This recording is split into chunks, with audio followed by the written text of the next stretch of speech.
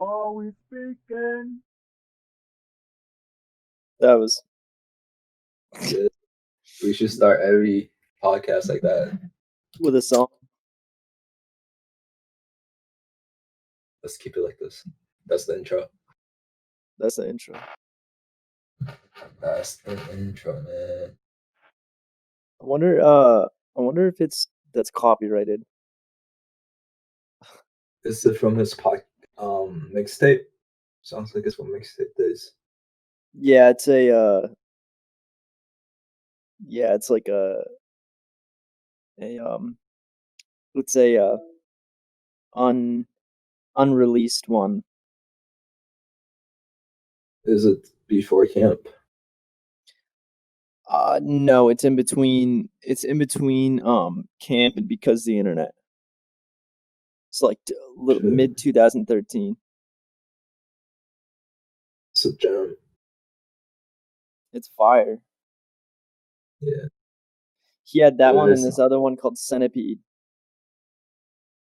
What does Centipede sound like?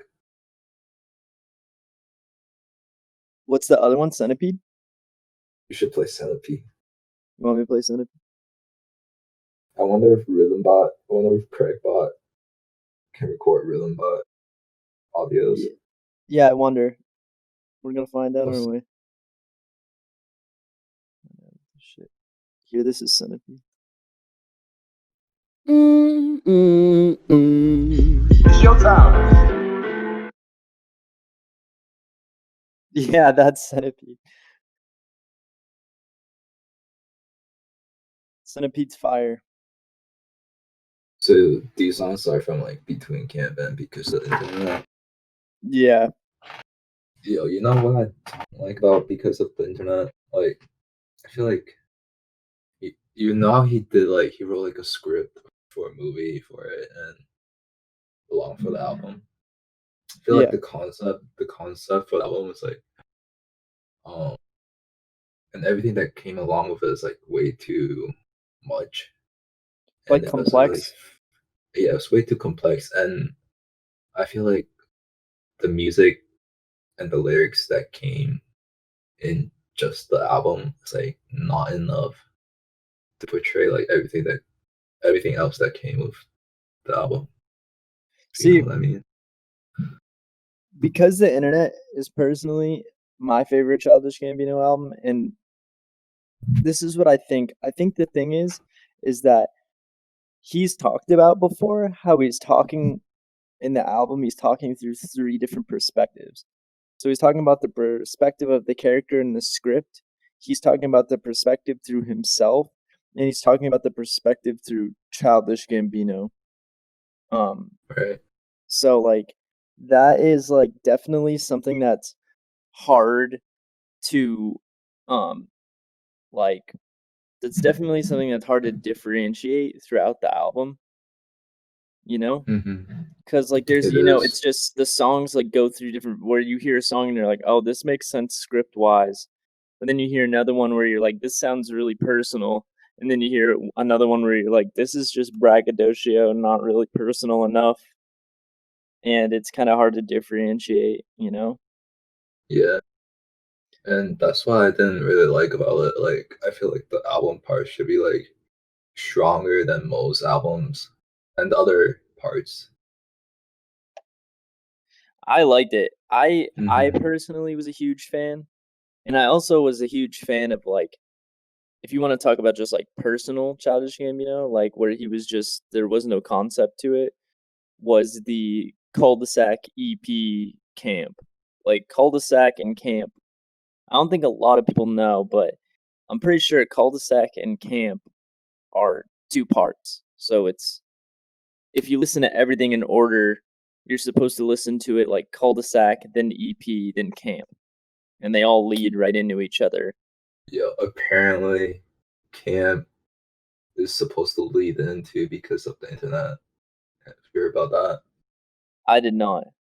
Because the kid, that's like the main character, the kid, and Because of the Internet, in the script of it, right? So the kid came back from the camp that he went to, and that's how they're connected. Apparently. Oh, so it's supposed to be like the kid is grown up. Well, not grown up, but like the things that happened in because of the internet are the things that happened after he came back from the camp. Yeah, yeah. It's also interesting too, Right. like because like he did the clapping for the wrong reasons thing. Yeah. And that added even more confusion. See, I didn't really even get what that like mini movie was about because that was like really cryptic. Yeah, it was weird. He just dropped like too much like he dropped that album, he did a bunch of weird promotional things for it. He had the script and then, then he had the fucking um then he had the clapping for the wrong reasons. And I don't know, it was so complex. It was really, really complex. But I think if you take because the internet, I think the basis of it, which I thought was like the best explanation for the basis of it, was like this the concept of um the concept and idea of like because the internet is an album that was directly influenced by the internet, and it was one of the first albums that I would honestly say was like it like predicted the internet era of music. And Right. like it was like the first of its class to be like fully like because the internet, it made sense because it was like coming out, and it came out in 2013, so this was like right before streaming. This was like most modern streaming didn't come out until 2015, so that's like two years later. And then CDs were still a thing. It was right in this transitional period where the internet really started to take storm. 2013 was around the time too when copywriting started being a thing, and that's one of the reasons why a lot of websites like DatPiff and SoundCloud and everything like that started to really. That's why around 2015, 2016, those things were obsolete because it was starting to die down because it was the era had started. So I feel like that album was a really good like transitional piece, honestly. Yeah. I feel like it still holds up today. It kind of does. There's just, in my opinion, there's just a little bit too much it's like overproduced. Because like right now, I feel like most music like really trap influence. So there's like always the constant hi hat and the Yeah. 808s, and then it's just like whatever else samples that the producer wants to like throw in there. But it sounds really standard and simple. So it's really weird. Like right now, it's like in the music scene, it's like really minimalistic compared to like just like 4 years ago, where it was like because the internet, My Beautiful Dark Fantasy, and all that, that's like so overly produced. It's funny? You say like 3 or 4 years ago, and those albums were so long ago. We're just old as fuck. Like, dude, Wait, was that 3 to 4 years ago, or am I just because the wrong? internet was, let's see, Jesus, 5 years ago maybe. 7 Six. years ago. It was 7 years ago. My Beautiful Dark Twisted Fantasy was 10 years ago. I feel like it just dropped. I know, because we were around in that era. We were right there with it. Fucking you know what? I was actually talking about Kid Cudi's new album. I was on Reddit and I was looking at a bunch of discussions that people were having surrounding his album, and there was like a lot of people who were listening to it and they were like, I like it, but just like the first half, it doesn't have that like it doesn't have that Man on the Moon feel. But I think a lot of people don't understand is that like, dude, production in music changes so much every year that there's no way you can sit down and make yeah, you can, honestly, in concept, you can, but it's just a different era, different culture, different everything. You can't sit down and make a 2009, 2010 sound. That's so true. I don't know if you heard it, but like in a couple of the tracks in like the first part or the second part of Man on Moon 3, there's like a lot of Travis Scott influence on the vocals too. Oh, yeah, Like yeah, for real. in Damaged, and there was one other song that was earlier. And Yeah. when I listened to it, I was like, oh shit. So is Travis Scott like a hidden feature on the song? Yeah, Like, yeah, I honestly was thinking that too, because I heard some stuff around the album that did sound like Travis Scott, and I was like wondering if that was the case. But I think honestly, when Travis Scott was coming up, I remember Travis Scott citing Kid Cudi as one of his influences. So when him and Kid Cudi did, the slew of like 3 or 4 songs together, I think that kind of awoken something in Cudi. Kind of did something for him. Because Kid Cudi to me is like the OG of, like, he was the first person I think to ever make like modern emo hip hop. Like, he Day was and Night Man. yeah, like he was the first one to really like bring in this concept of modern emo hip hop, because I mean, you could bring up like Eminem, or you could bring up some of these other artists, or you could bring up Kanye's 808s and Heartbreak, but Kid Cudi's Man on the Moon, End of Day, the first one, when you hear it, it's so different. He's talking about, 808s and Heartbreak it was too simple to be considered like a really cult emo thing. And then like for emo hip hop wise, which is cringy, but that's just the best way I'm going to describe it. And then like Eminem, it was too horrorcore. But when you really heard his stuff, like the fear of being alone and the fear of nobody liking him, and taxes and all these other random things that had only been discussed very few and far between. That's one of the reasons why Kanye was so big, was because he was, his first 2 albums, they centered around things like his grandmother's death and not being able to go to college and struggling music wise. But then I think Kid Cudi brought it to a really personal early 20s me versus the world level that was completely different and honestly, this is a big statement, but I feel like if those 2 albums, Man on the Moon 1 and 2, had not come out, I feel like artists like maybe Lil Peep, and I hate XXXTentacion, but XXXTentacion and Travis Scott, and I think some of these other artists might not have been the artists they are today. I think his influence They is would that not. big. Yeah.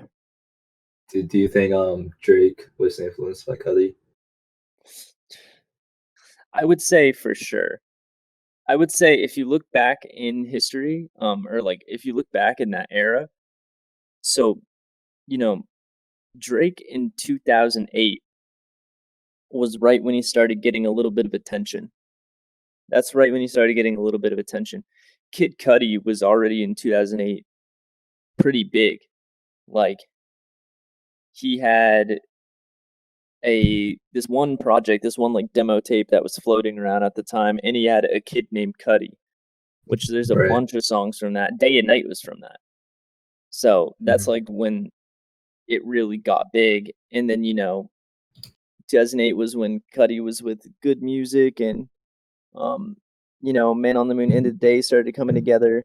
So Kid Cudi came out with Man on the Moon, End of Day. You know what? Let me just search this really quick. I'm pretty sure Kid Cudi came out with Man on the Moon, End of the Day shortly after Drake came out with So Far Gone, the mixtape. Yeah, I remember one of the videos for a single on Man on the Moon 2. I think it was like one of the big songs from Man on the Moon too, and Drake was like he like popped up in the music video for it. Yeah. And he was like a big fan of Kid Cudi apparently, and one of his like interviews, he was like, "Yo, Cudi's like one of his like inspirations." I might be paraphrasing, but Was Kid you know Cudi? like one of the reasons I brought up Drake was that I don't know if you remember, but like a few years ago, he like Drake tweeted out like a diss against Kid Cudi, Yeah, Two Birds, One Stone. Two Birds One Stone. That song. I didn't know there was a song behind it, but I just know about the tweet. You wanna play Was that it the song? one where Kid Cudi said, say Two Face?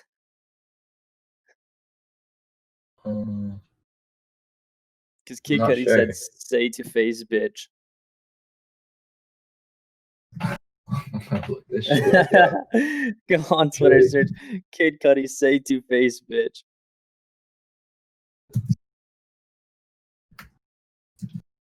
See.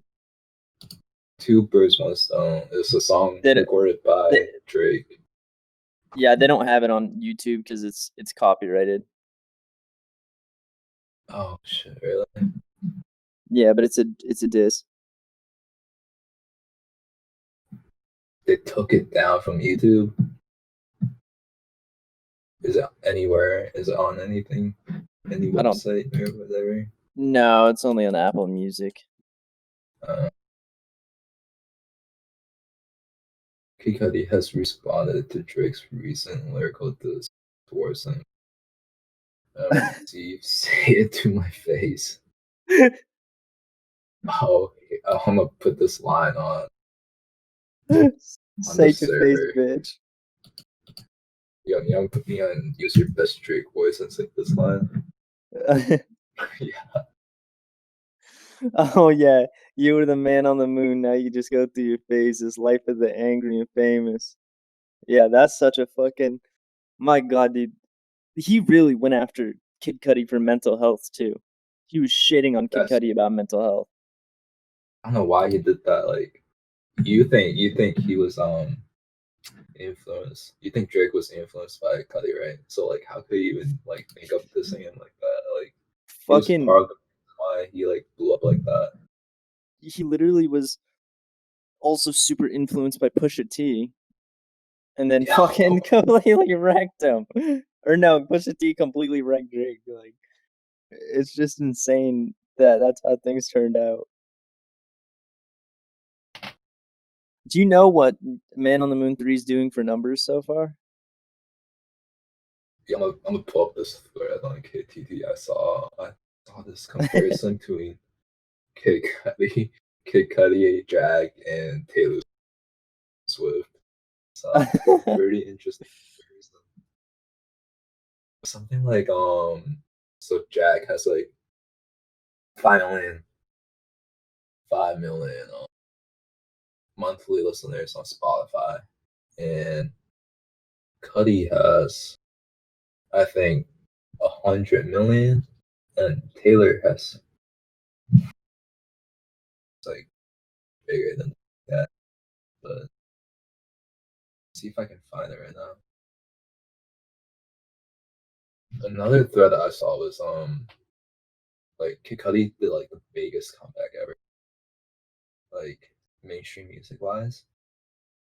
Oh Like in yeah, the early Kid Cudi, 2000s, dude. early Yeah. 2000s. He was like about to be like a superstar, and then dropped Speeding Bullet to Heaven. Got like the worst criticism on it by like critics. And it's not a lot. I think it's so like 20K. Fell way off. And then didn't drop music for like 5 years maybe. And then Travis Scott blew up big. He came out and said Kid Cudi is like my biggest inspiration, blah blah blah. And now all of a sudden he dropped Pain Passion Pain, Passion, Demon Slayer. I think that did like 50K or something when it dropped. And now he has like so many monthly listeners on Spotify. He did the biggest comeback ever. It's just crazy. Oh yeah, like fucking Kid Cudi he just went off. I mean, it's because I think that like it's kind of hard to explain, but I think that Kid Cudi just had this issue where, you know, he based his whole career off Man on the Moon, right? Yeah. And I think that's what really like held him back personally. I think that was his biggest mistake because he did Man on the Moon 1, he did Man on the Moon 2. Great hits. Everybody loved them. But then, I remember interviews between Man on the Moon 2 and Indica. And I personally thought Indica was a good album. A lot of people did not like it. They did not like the album at all. But I thought it was a good album. See, when he was starting up with Indica, he said that like he basically was saying like, oh, I have this other concept for an album series. But Mhm. he wants to start it off with Indica. So he was gonna do Indica, then he was gonna do Man on the Moon 3. And I think when he did Indica, also if you don't remember this, in 2013, Kid Cudi, if I remember this correctly, I might be completely fucking saying this wrong, but I remember went I think he went straight edge. Like he stopped smoking and Oh drinking. yeah. Yeah, and so he did Indica. And then after he did Indica, I remember he's like, all right, Man on the Moon 3 next. And then he did Satellite Flight, Journey to the Mother Moon. And you know what? This is the thing I think with Satellite Flight, Journey to the Mother Moon. I didn't think that album was necessarily bad either. But what I think happened was I think that he started to work on Man on the Moon 3. And I think he just realized that he wasn't there creatively. He just wasn't in the same mind space that he was. He wasn't there to create that album. I feel like he was like, I did Indica, I like that. I'm on to new things. I don't want to do this.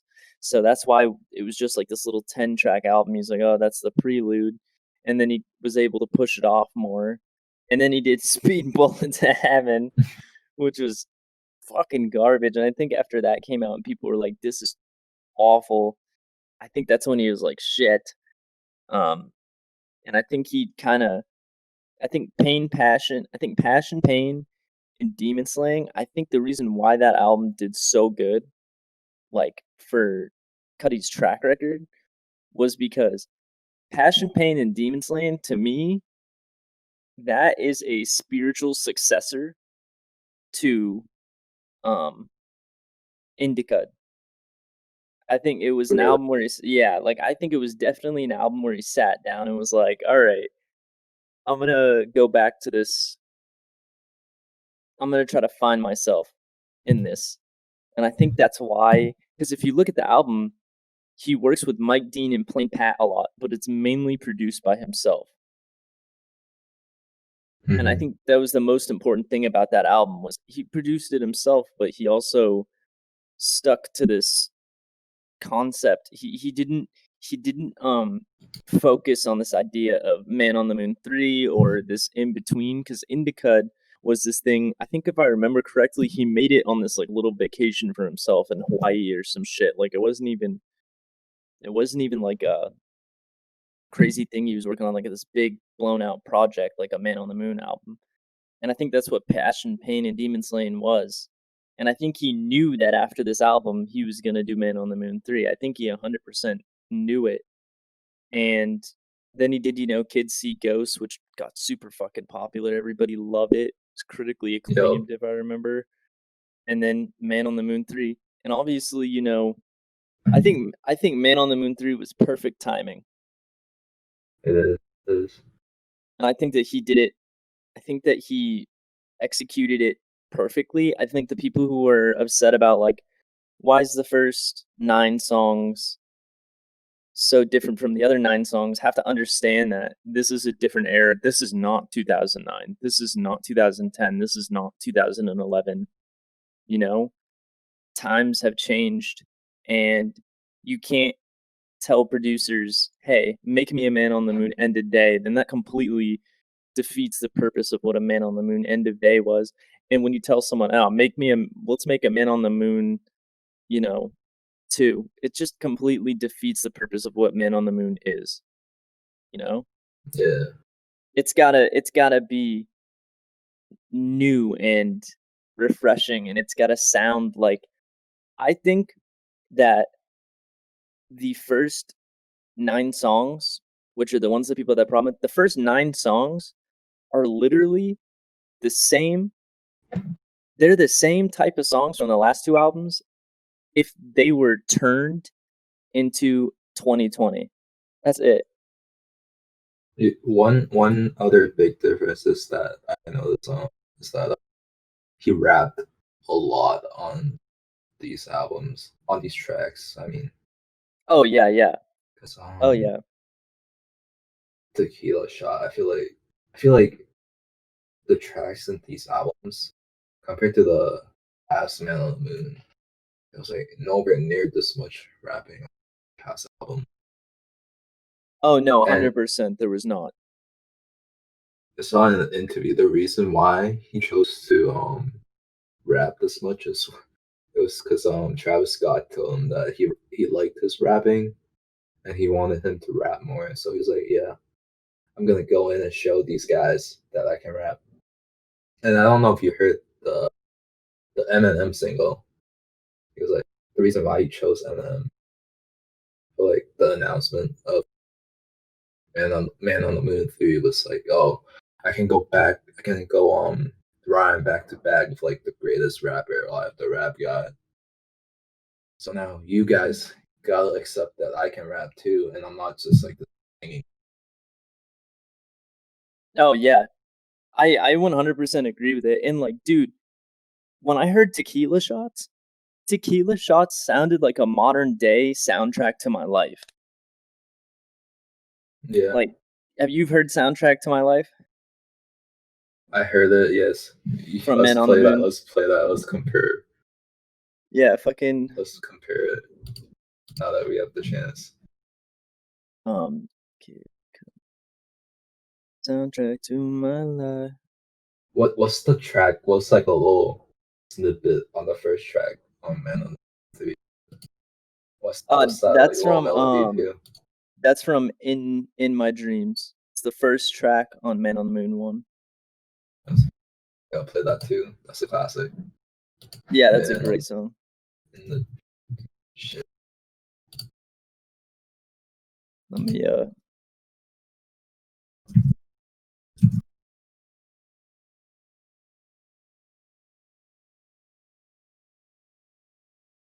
right. Because remember, this is 2000. Yeah, we also gotta fucking talk about Jack Harlow's new album. Jack Harlow. I Yeah. wonder what you're gonna say about this. I have so much. Despite this one, me. I don't know if you feel me on it, but I feel like it's got the same vibe. They do. It's like I think one part. So the chorus, he says, "This time I'm ready for it. This flight is for me." Fight this. I feel like that is what he's trying to tell in this album. That's like the story he's trying to tell, like the soundtrack to his life right now. The soundtrack to my life. You know, Fucking rapping. I feel like I like one it. thing about like the older Man on the Moons are that I don't like. They're like always like standout tracks, like In My Dreams, Soundtrack to My Life,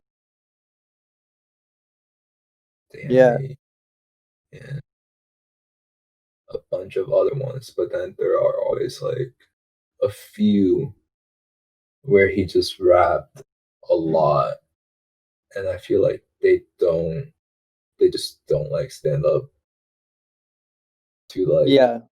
the singing ones as much. And I feel like one of the reason why is like he kind of mumbles, not like mumble rapper mumble, but like you can't he doesn't like enunciate his voice and lyrics clear enough. I don't think. I don't know You if you don't feel the think he same does way. his lyrics clear enough, Kid Cudi? Yeah, yeah, Yeah, I think he did.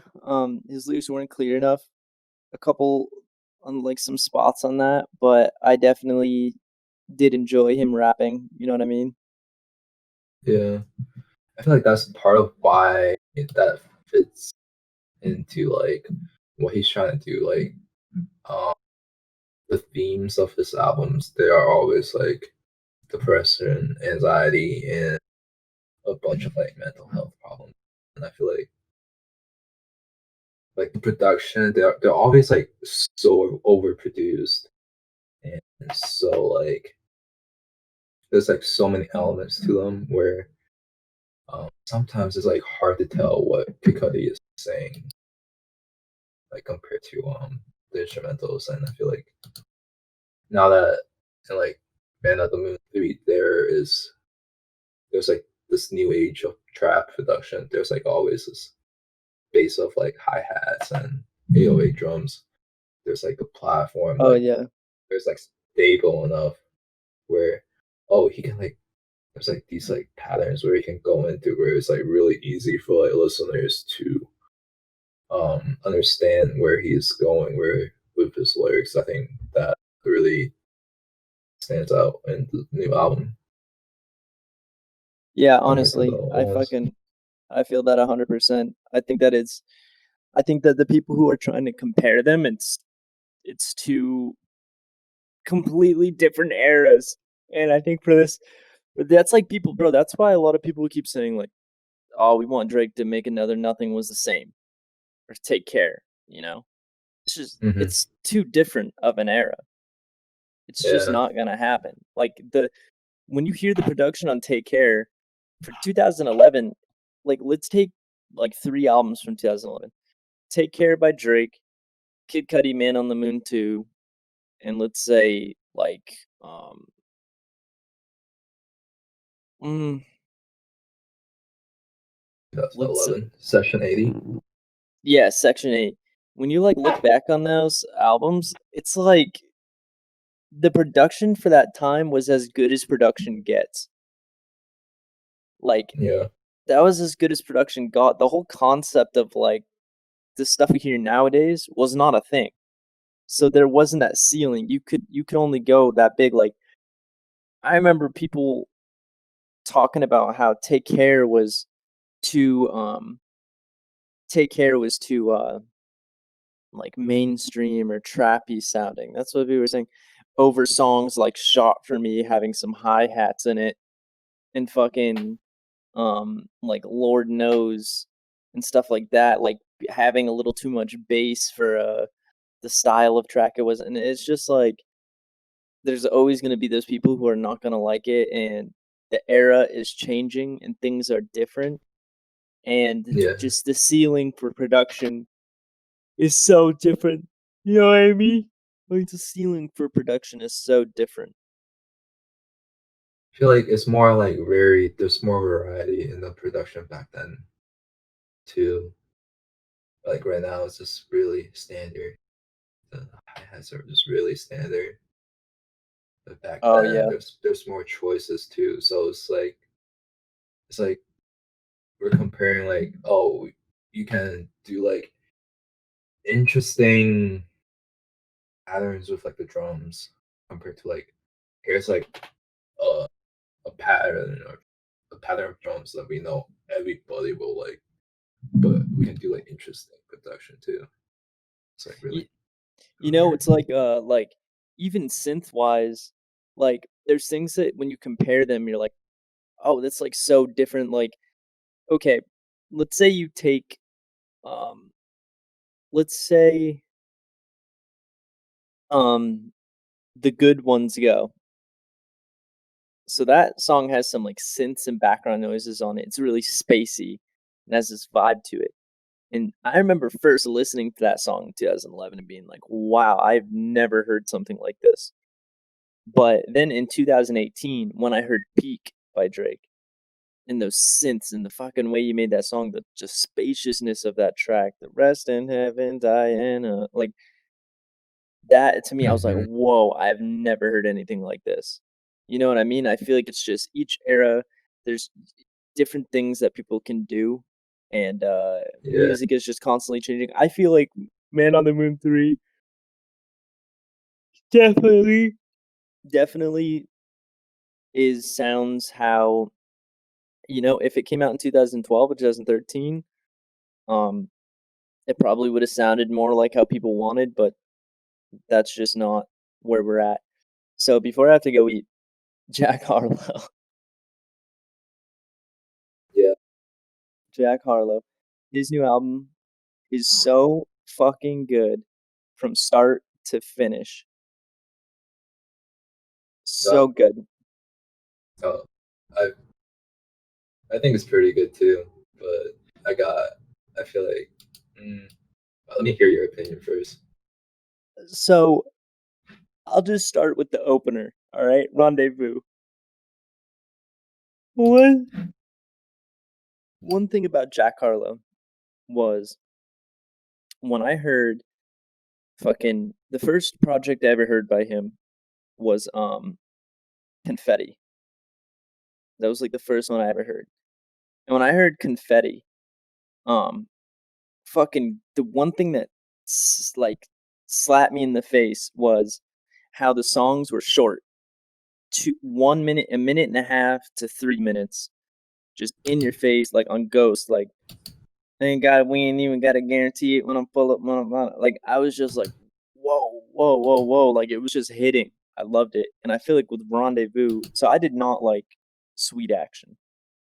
Sweet Action is obviously him just trying to make some poppy stuff, you know, do a little different, like just mainstream shit. But I feel like on That's What They All Say, it was him going back to that Confetti. He was more personal. Rendezvous was so hard hitting. Face in My City, he comes in with that fucking other hard hitting shit. And then you got 21C Delta, which is just like perfect.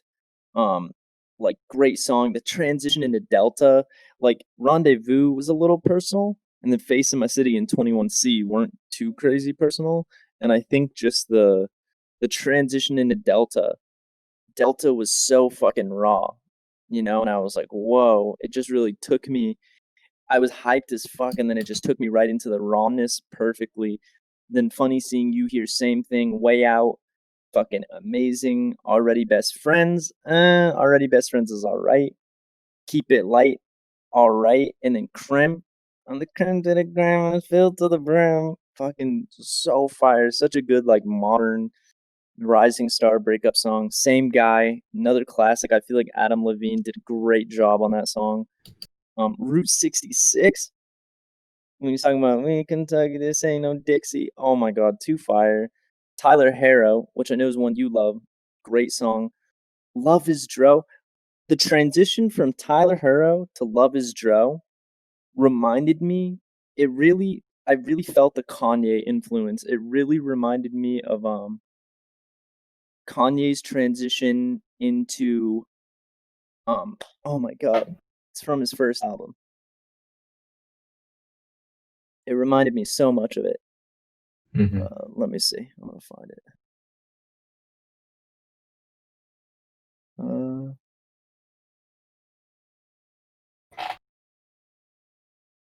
Hold on. Yep. I got it right here.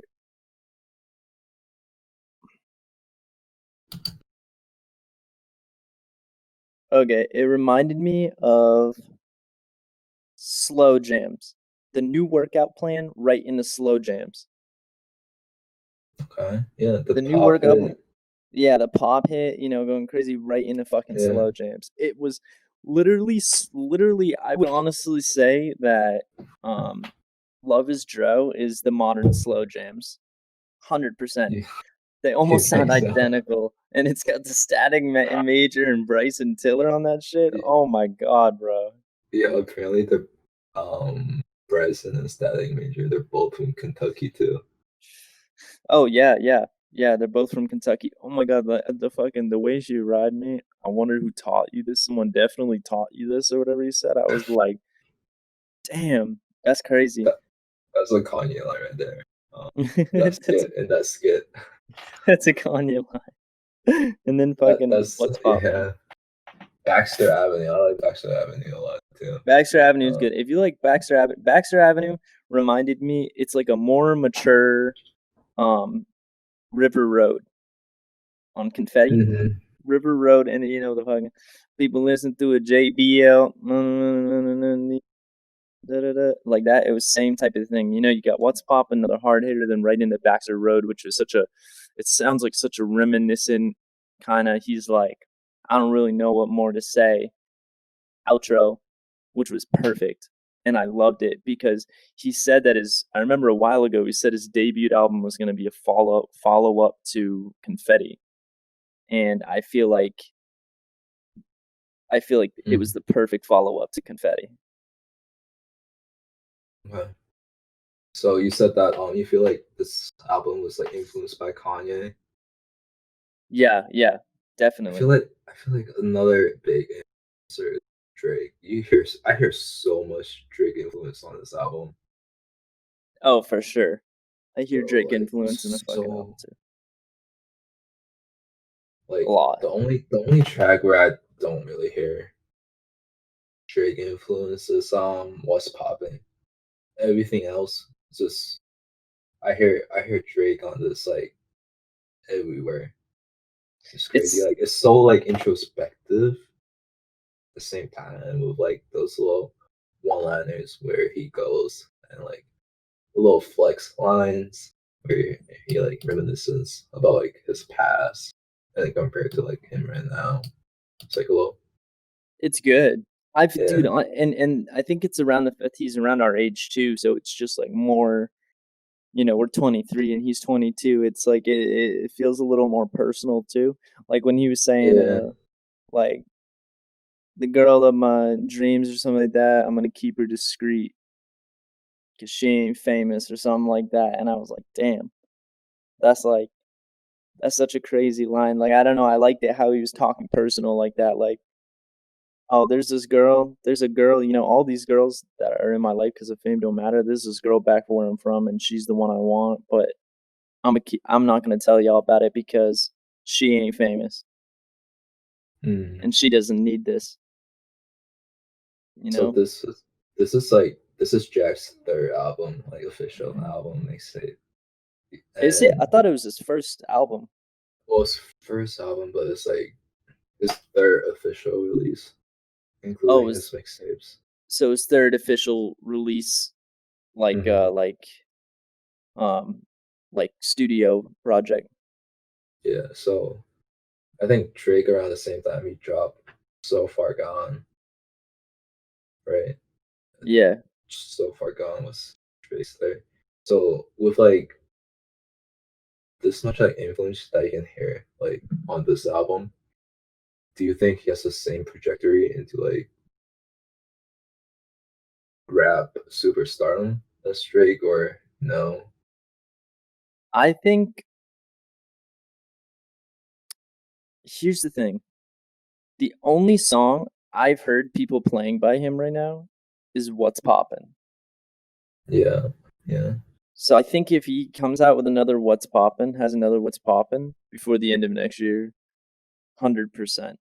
Because I think right now, like, okay, if we had to put That's What They All Say into a category of like this album, how big he is compared to other artists, I would say That's What They All Say, he's at like a 2010 Drake or a 2016 Post Malone.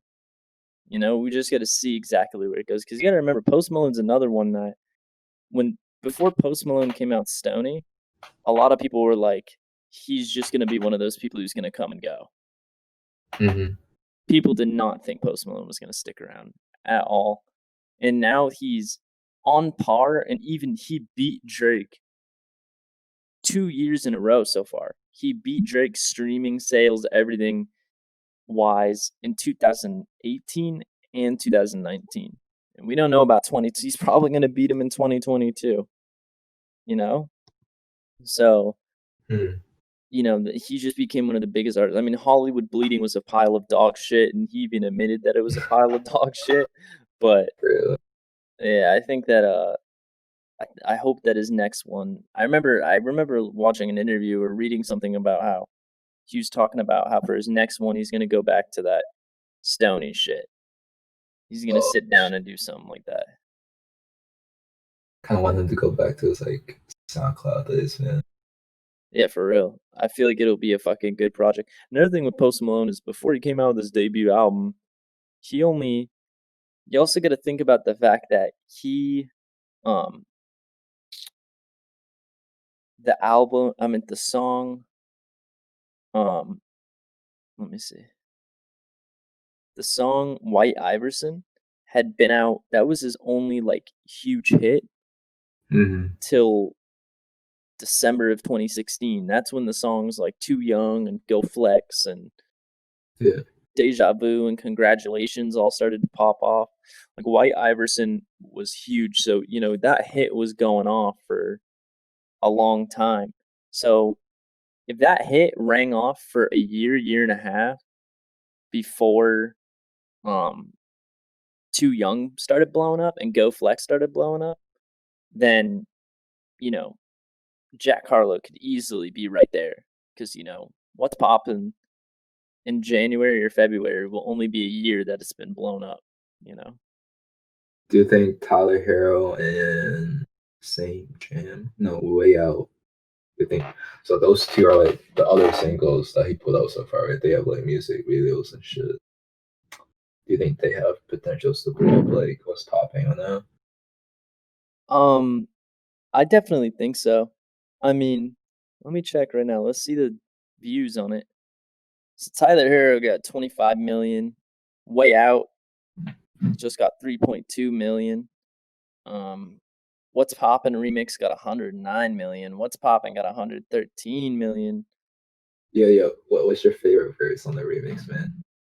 I did not like the remix. Why, bro? It's so good. I'm not a fan of it. Not a fan of it at all. You don't like the baby? I just like the OG. I hate the baby and Lil Baby. Both trash.